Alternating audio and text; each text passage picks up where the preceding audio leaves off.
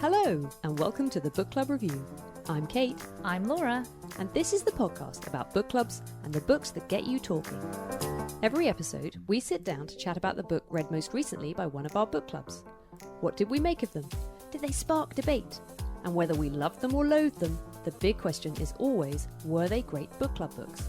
Today we're talking about The Underground Railroad by Colson Whitehead, which was my last book club read.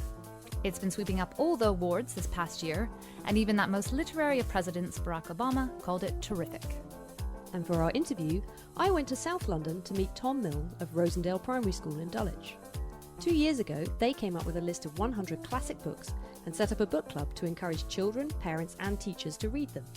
We talked about the challenges involved and the importance of getting kids reading.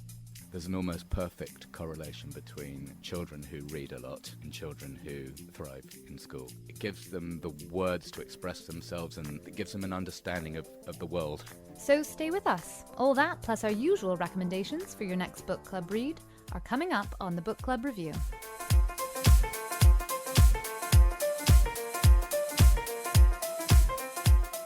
Hi Laura, here we are in the shed. It's a lovely long summer's evening. You're here after a day of work. How are you feeling? I'm good. I'm feeling good. Yeah. And I was very pleased because I noticed for the first time today that the bus stop that I get off at before I come here is called Story Street.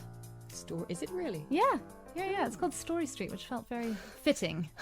Let's talk Underground Railroad by Colson Whitehead. How did your book club come to pick this one? I think it's almost surprising that we hadn't read this book until this point. It came out, I think, last summer. And at the time, it was on Barack Obama's summer reading list. It's been named an Oprah's Book Club choice. It won the Pulitzer Prize in the National Book Award. And I've got, my copy here is slightly different to yours. You've got the international edition.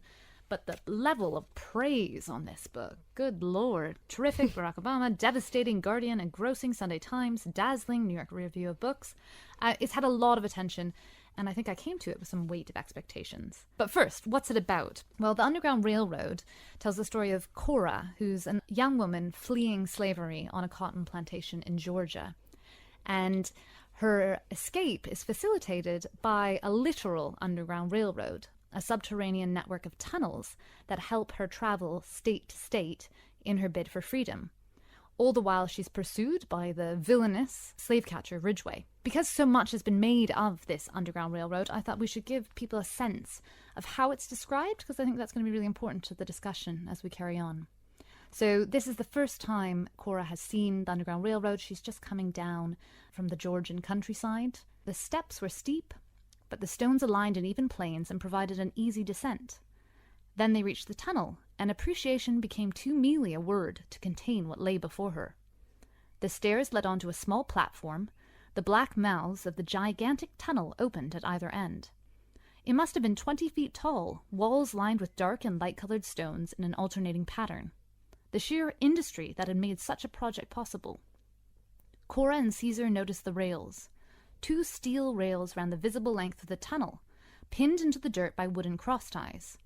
The steel ran south and north, presumably, springing from some inconceivable source and shooting towards a miraculous terminus. Someone had been thoughtful enough to arrange a small bench on the platform. Cora felt dizzy and sat down. Caesar could scarcely speak. How far does the tunnel extend? Lumley shrugged. Far enough for you. It must have taken years. More than you know. Solving the problem of ventilation, that took a bit of time. Who built it? Who builds anything in this country? It's a really strong motif that recurs throughout the book. It's important in getting the characters to where they need to go. What did your book club make of the literal Underground Railroad as a device? Well, it's also all the marketing is focused on for this book. They've really latched on to the idea that the metaphorical network of freed slaves and abolitionists and other partners who helped slaves free North in the 19th century. That was metaphorical. The fact that Colson Whitehead has reimagined it as a literal train network is all anyone has talked about. And so you come with the expectation that is going to be, well, you don't quite know, because he has been compared to the magic realism of Gabriel Garcia Marquez, but yet from that description you get a feeling right away, right? This isn't a magical train network. There is the sense, and it is never fully explained, but it's always implied that freed slaves have crafted this underground network. Before I get to what my book club thought of this, I should probably just tell you what I thought of it. I read the book and I couldn't get around the fact that this was kind of a practical impossibility. And I think because Colson Whitehead doesn't allow sort of any magic interpretation, I couldn't stop thinking about the logistics. Yeah. Like even in that passage there, Lumley, who's helping them flee north, says, the ventilation, what an issue. Yeah. And I was like, what? And I think it's because maybe because we're exposed to Crossrail, but I'm like, there's no way, guys. You couldn't have built this underground network. Yeah.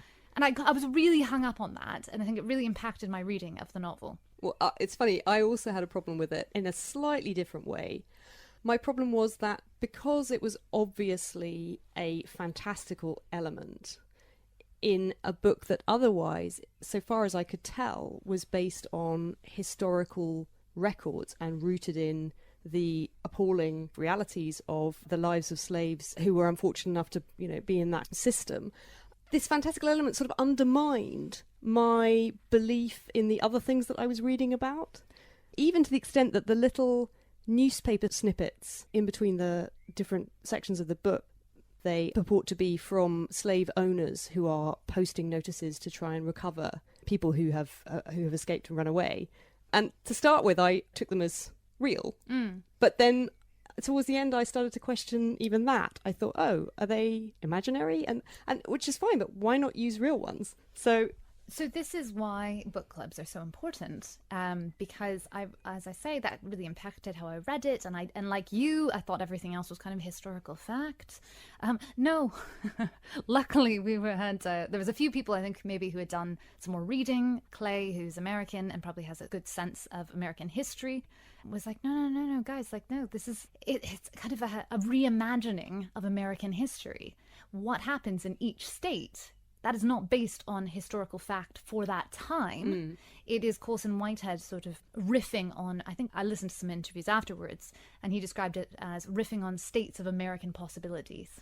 For example, when she arrives in South Carolina, it's quite a twee, beautiful world, and the white patriarchy is kind of setting up the freed slaves in social housing, and they're sort of being integrated in as like a subclass, but not an enslaved class. And they're being given healthcare. This is amazing. What's going on? And no, actually, it's they're looking at enforced sterilization of the women, and they're doing tests, syphilis tests on the men. That episode, that actually did happen in American history, but only in the 1950s. I didn't clock at all, though, that would have been impossible medically for the rough time period we're in, which I think is probably like 1830s, 1840s. Yeah, so I got that it didn't quite make sense, and so I guessed that it was in some way exaggerated, or it was somehow condensing lots of different episodes into single ones. But like you, actually, so I hadn't picked up then on how much he's just taking ideas and some historical truths and weaving them into this. But it makes sense, because what I do know about him is that his background is sci-fi, as I understand it. He wrote a zombie novel. I think he's written another one where there's a sort of cruise ship that rebuilds itself as it crosses the ocean. If you look at his sort of back catalogue. I know his last book was about the World Poker Championship. Really? That sounds good. What, fiction or non-fiction? I don't actually know. So what was interesting is that, not to name names, but someone didn't even know until book club that there hadn't been an underground network of train stations that helped slaves flee to freedom. Well, no, but wait, there wasn't a real network of stations. That's the point, isn't it? But it was a network of people who were sympathisers, exactly, who helped. And what I'm saying is someone didn't realise that there wasn't an actual network of underground trains. And she is a very, very smart woman. And Caitlin did check. She said that she Googled it at one point, just to be like, I know that it wasn't real, but was it in any way real? So it's a funny conceit, and I was really cynical about it. It felt to me a little bit like my most loathed book ever, The Miniaturist, where all the marketing was about this miniaturist character and her existence is totally pointless. I don't think the existence of a literal underground railroad was pointless, but even the most enthused members of my book club agreed it wasn't really necessary. It made for a very tidy structure to the novel. Yes, because it enables the main characters to be whisked from state to state in order to experience these different things. So as you say, in one state there's this strange medical program going on. In the next, it's effectively African Americans have been outlawed, and it's basically genocide. Yes. With the road of sort of corpses strung up. And very overtones of like Anne Frank, for example. I think that he's mentioned that in interviews. Cora is trapped in an attic. You know, she's come at a time just when they've outlawed the very existence of African Americans, and she's watching these lively, festive lynchings every Friday through a crack in the attic when the community gathers, and it's very brutal. I mean, it is a brutal novel. The violence is there from the very beginning. Yeah, I don't see how you could write a novel on this subject and not include the violence. But on the other hand, I was quite struck by the way that it was quite muted. And maybe it's perhaps because the last book that we read and discussed in detail was so that was detailed in its depiction of violence. That was Kim Line's Prophets of Eternal Fjord. Right. Every moment, every horrible moment is dwelt on for pages and pages. Here, you can have an atrocity in one line. Yeah, or, you know, he refers at one point to untold brutalities. And it feels like quite often that is his solution. You know, there's quite early on, Cora is raped by two of the men on her plantation, and all you really know about that is that she was taken behind the shed, and then this awful event occurred, but you never sort of know the details.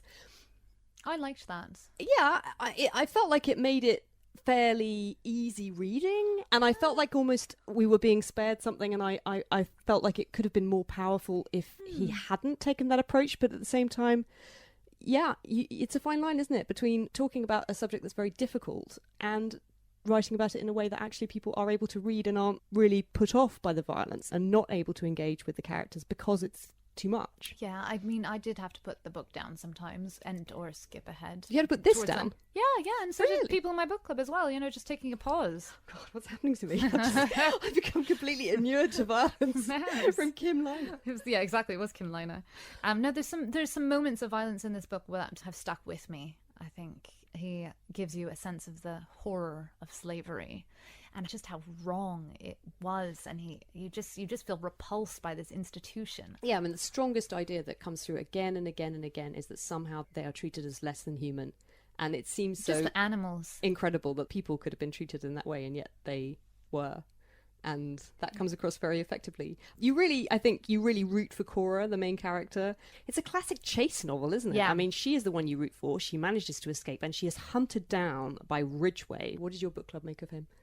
Ridgway is the villain that just keeps coming back. And again, that irritated me. And I kind of expressed my frustration with this character, this trope that just will not die.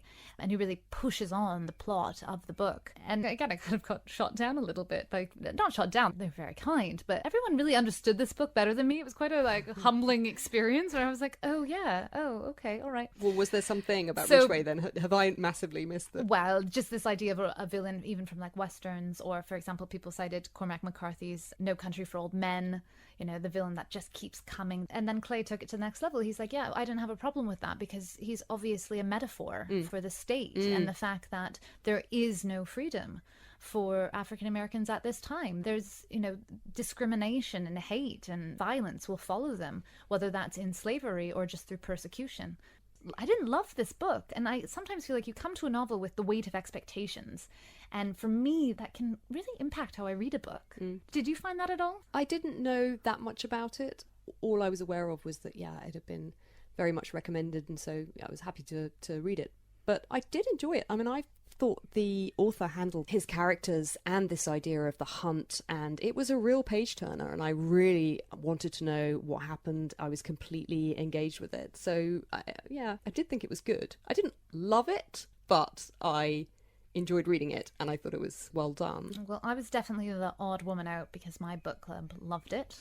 We don't have a star system, but it somehow came up with people saying they'd give it 4 stars, right? Which, to clarify, was loved it, but probably wouldn't reread it. You need to make everyone. I'm a big fan of the star system. My book club have a star system. Yeah, I know. And I had raised it in the past and said, "Oh, what do you guys think?" And they all kind of scoffed, but they seemed more into it this time. Not least because it's a great way to kind of tie up the discussion. Yeah, and give everyone a voice. Yeah, I like to compartmentalize things, and to me, a nice tidy star rating. Well, maybe I'll be able to convince them for next time. It's a satisfying thing. So, was it a good book club book? Yes, I think so. Yeah. Absolutely. There was a lot to discuss. A lot of people really enjoyed it. They found it a page turner, as you say, but also very thought provoking and about a period in history that we really should know more about. Did I love it myself? No, not so much. But that's what makes for a book club. And as I say, I learnt a lot from the discussion and left with a completely different view. I think, as you say, it was full of really interesting ideas. It was nuts and bolts, very solid, very well written, but full of really interesting ideas. And we didn't discuss it earlier, but the idea, no matter what Cora does, actually, she's never going to be free. And I thought it was really clever the way that it was never stated at any point. But actually what you started to understand is that that's the situation of black people in America today. Yeah. I think other things that we've read have sort of fed into my idea about that, but that there is still huge ongoing issues with with violence, inequality and discrimination violence. in life or death violence. Yeah, absolutely. And I thought, without ever really explicitly saying it, this novel actually was somehow about that, and I thought that was really clever and well done and worthwhile. So yeah. Thumbs up for me, I guess. And a thumbs up for me. Well, you're like a thumbs halfway. Could go either up or down. Well, it's really hard when you don't really like a book that you feel like you should like. Yeah. Because it's very important that we keep reading about this subject matter. And to be honest, I haven't read that much. Like, no. I don't think I've ever read any Toni Morrison. I haven't read Beloved. I know, me neither. I felt really guilty. Yeah, there's a real gap in my reading. I think because I read a lot of Canadian literature, but I'd read very little American literature, Canadian English literature, but almost no American literature as part of my degree. So if anything, that's what I really should be doing now. So a very important book, I think, an exciting new addition to African American literature, of which we must read more, and highly recommend for your next book club book. Yes, I do think it would make an excellent book club book. It's a slightly different kind of book club featured in this week's interview. Rosendale is a primary school in Dulwich, South London, with around 700 pupils aged from 4 up to 11. The school is a handsome red brick Victorian building, but in their playground they have something slightly more unusual, a London double-decker bus that has been converted into a space for books and reading. The old Transport for London seats are still there, but have been rearranged to make cosy nooks for curling up with a book. Children can browse among a wide range of titles, but the bus is also stocked with multiple copies of particular books that were selected by the staff and pupils of the school to form their own school book club. I met with teacher Tom Milne to find out more about it. This is a converted old London red double-decker bus. It was bought off a scrapyard, as I understand it. It was a project that parents ran several years ago now, and functions very nicely as a lending library, and also somewhere where teachers can bring their classes just to read of a day or of an afternoon. There's a lovely sense of openness about it. It's here. I feel like anyone could just come anytime. The books are just waiting to be looked at. Absolutely. I mean, it's open before and after school, and some lunchtimes teachers are free to bring their classes over anytime they would like to.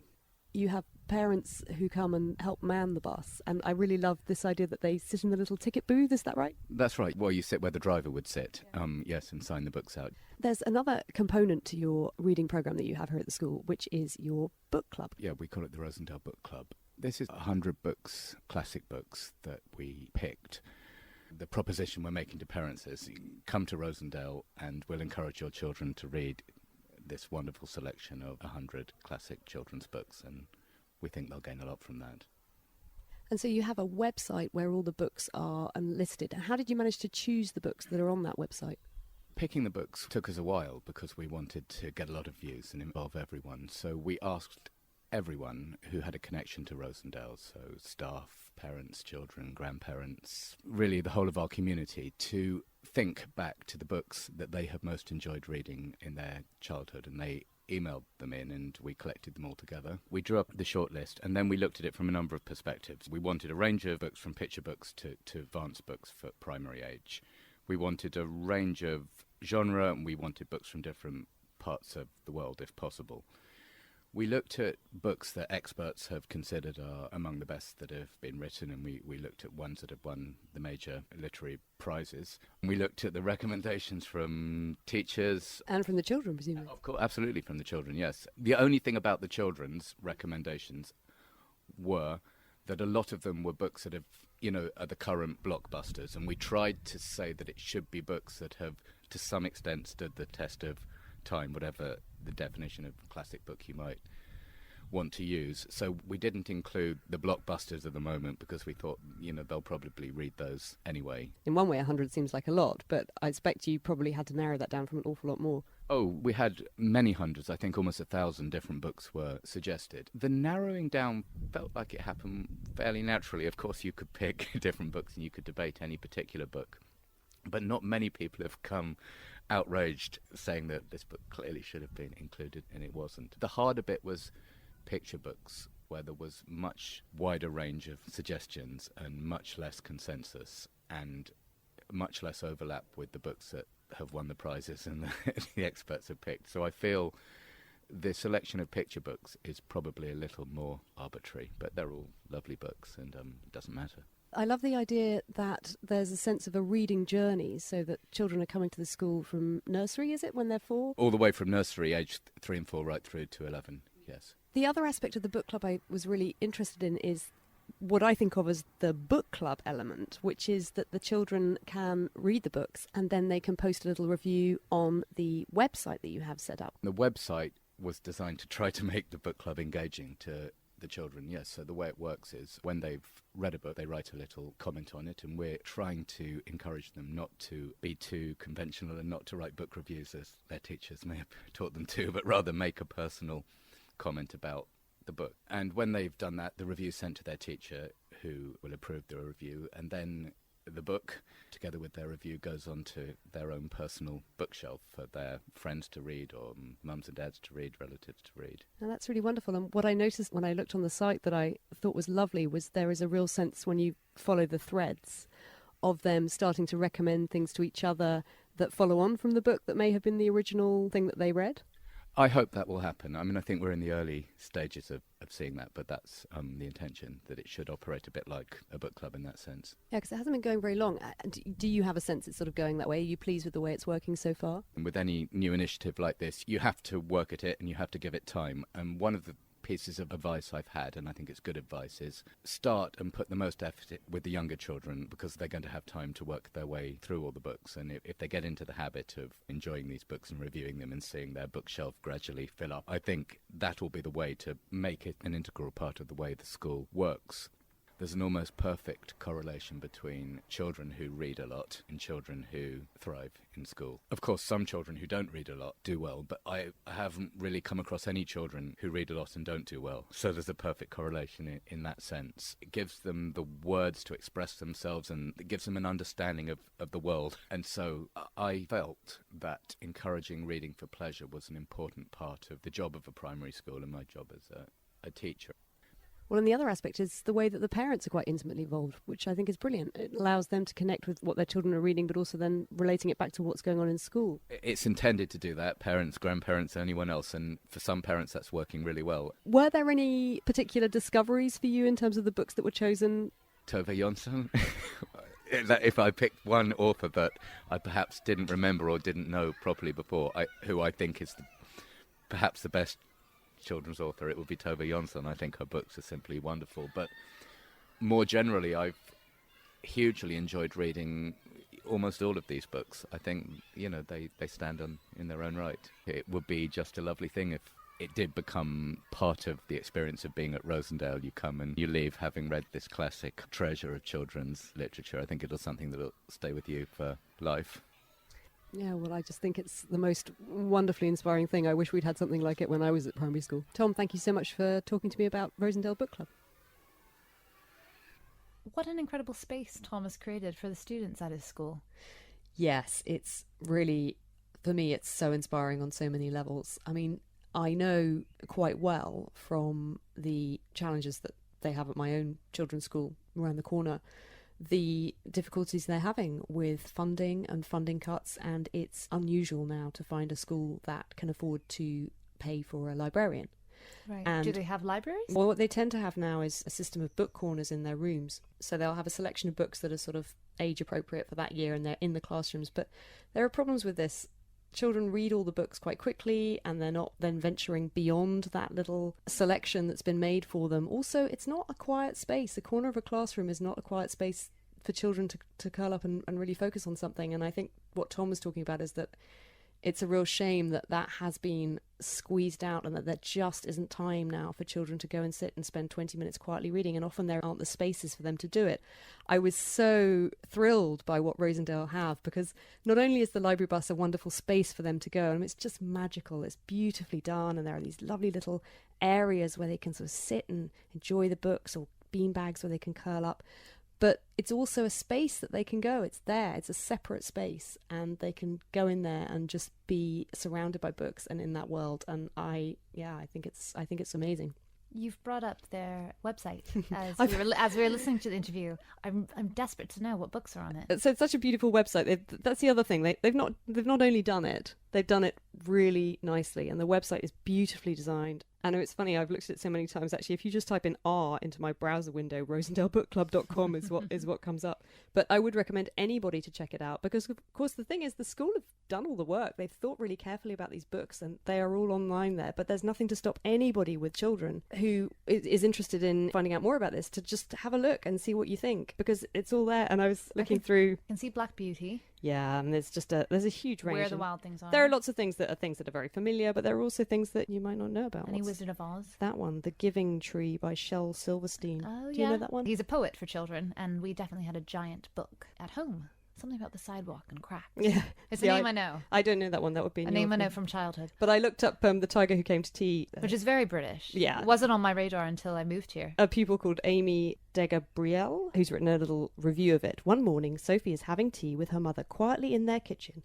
All of a sudden, there's a most unexpected visitor at the door. When their visitor gets settled in, he starts to mix things up a lot. Will Sophie and her family find their way through this kerfuffle? What I love about that is that she's brilliantly not allowed any spoilers in that review. Exactly. Yeah. It's fantastic. And then if you scroll down, you see the reviews that children have done as they've read that book. So there's 142 comments. Yeah, that one's quite a popular one. But so in Pseudo Parish wrote, I like the tiger who came to tea, because the tiger comes for tea. Which is, like a brilliant. It's very straightforward, haiku. But yes. And then S. Garvey wrote, if I was a tiger, I would not eat or drink that much, but when I eat a lot, my sister calls me the tiger. Where did the tiger come from? Which is a very important question that is not answered in the tiger. So it's just magical, and I think there are just so many wonderful, inspiring things about it. So anyone who has an idle moment, check it out. What's the URL? rosendalebookclub.com. ROSENDALE bookclub.com, all one word. We'll put it in the show notes on iTunes as well. Wonderful. Well, thank you very much for interviewing Tom. That was really inspiring. Inspired by the Underground Railroad, here are a few more recommendations you might want to consider for your next book club read. Well, firstly, we should recommend The Sellout by Paul Beatty, which won the Booker Prize and which we featured in our very first episode of the Book Club Review. It's a novel exploring the issues of race in contemporary America, where a focal point of the plot is a black man who is brought to trial for owning a slave and reintroducing segregation into his district. It's funny and sharp, challenging but also stimulating, and I think it's fair to say provoked great debate. Absolutely. It's a fascinating book, and similar to the Underground Railroad, you don't quite know where you stand, but I do think it's a bit more effective and certainly more unusual and exciting. It was a very good book club book. My other recommendation is On Golden Hill by Francis Spufford. Described in the Guardian newspaper as a frolicsome first novel, it's set in mid-18th century New York, where a mysterious stranger known as Mr. Smith arrives in town bearing a credit order for £1,000. The townspeople are suspicious of him and unsure of how to treat him. Mr. Smith in turn is charming and engaging, but unwilling to divulge what he might be doing in the colonies that will require such a large sum of money. This is a brilliant historical novel that will keep you turning the pages with pleasure. The author keeps you guessing until the very end, and I can't actually say that much more about it, or why I'm recommending it off the back of the Underground Railroad. You'll have to read it to find out. But I don't hesitate to recommend what I'm sure will be a pleasure, and there should be plenty to discuss. And I'm recommending Between the World and Me by Ta-Nehisi Coates. It's a beautiful book, which my book club read actually before we started the podcast last year. And it's a letter written by Coates to his young 15-year-old son about what it means to be an African-American man in the 21st century and the violence that threatens him and his father and, their family members, men and women alike, and violence that is often coming from the state. It's a very angry novel, but it's also very moving. It's very powerful, and it's a wonderful book club book and a really worthwhile read. And did you have a recommendation from someone in your book club? I do. I have a recommendation from Caitlin, my fellow Canadian, and another recommendation from Clay, who was so instrumental in making me rethink how I first read this book. So the book I would recommend that I think would be a great book club book is The Hate You Give by Angie Thomas. It's a young adult work of fiction, and it only recently came out in the UK in April. I read it a few months ago. And why it reminded me of the Underground Railroad is it's also a story about a young African-American girl in the United States. In this case, it's a contemporary story. She is growing up in quite a poor neighborhood in the US, but goes to quite a fancy school. And in a very dramatic fashion, her world is torn apart by the death of her friend, who's killed by a police officer. And it deals with very similar themes of obviously race relations and power dynamics and death and tragedy. And I think it was just a brilliant story and very inspired by the Black Lives Matter movement. I think there's just kind of a lot to talk about there. So the book that I would recommend is Midnight in the Garden of Good and Evil by John Berendt.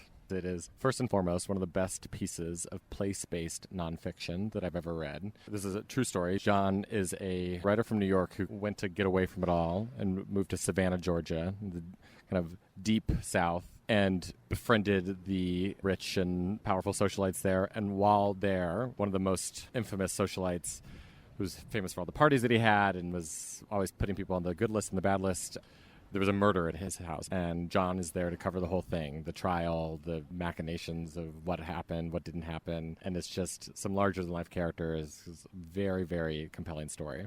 My book club that I was part of when I was living in D.C., we actually did a book club road trip where we listened to this book on audio tape and drove 8 hours to Savannah, Georgia. I recommend doing both. I like novels because there's more to interpret within a book club, and even though this is nonfiction, it really reads like a novel. There are fascinating characters from all different walks of life, and it was just really fun to analyze this pretty juicy plot of who did what, why did they do it, what were the motivations, and just all the shockwaves that sent through this charming little southern town. And this episode, we have an expert recommendation from my local bookshop. Ink 84 is a tranquil, book-filled oasis here in Islington, North London. It's run by an author and an artist, and they have put huge amounts of care and thought into their book selection. They have a cafe, a thriving events programme, film nights where they screen films related to books, and a book club. And if you have kids, they have a great children's section. If you're in the area, then do check them out, or you can find them online at ink84bookshop.co.uk. That's ink84bookshop.co.uk. Here's bookseller Scott with 2 suggestions your book club might like to try. A book that probably didn't get a lot of notice here in the 2000s. It's by Edward P. Jones, called The Known World, and it won the Pulitzer Prize in 2004. It was only his second book. His first was a collection of short stories, which put him on the map. He won the PEN/Hemingway Award for it in the U.S. This novel is sweeping, it's epic, and it's highly unusual. It's a book that moves back and forth in time, but it is the story of an African-American slave holder. And you did hear that right. It is about a man whose parents bought their freedom. So he grew up as a free black man. However, he decided when he had the ability and the means to purchase a slave of his own. It's the story of his choices, his life, his death, his wife's continuation of his legacy, and how her choices differed from his. It's a book that would incur so much discussion. I think it's a great, great book, and it's one that should be known here more. Yeah, that sounds great. I've never heard of that, so that sounds like a brilliant recommendation. Thank you. What's your other one? Toni Morrison's The Bluest Eye, which was her first book. It was the book that launched her literary career. It is a slimmer book, ripe with trauma, pain, sadness, and a real search for identity in the midst of real hardship. The main character is born into poverty, a black girl whose curly hair, whose features make her so unhappy that what she wants most in the world is to have blonde hair and blue eyes.